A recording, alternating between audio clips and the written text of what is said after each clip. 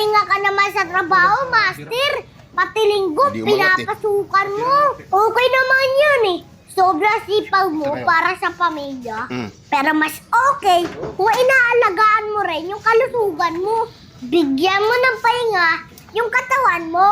Puhunan mo yung katawan mo para tuloy-tuloy mo silang masuportahan. Deserve mo rin magpahinga kahit tuwing linggo lang, Master. Family day ngayon, oh, at araw natin para sa Diyos.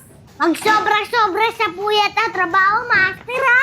Baka tumagos ka na lang sa pinto. Ahalin mo ang sarili mo, Master. Ayos!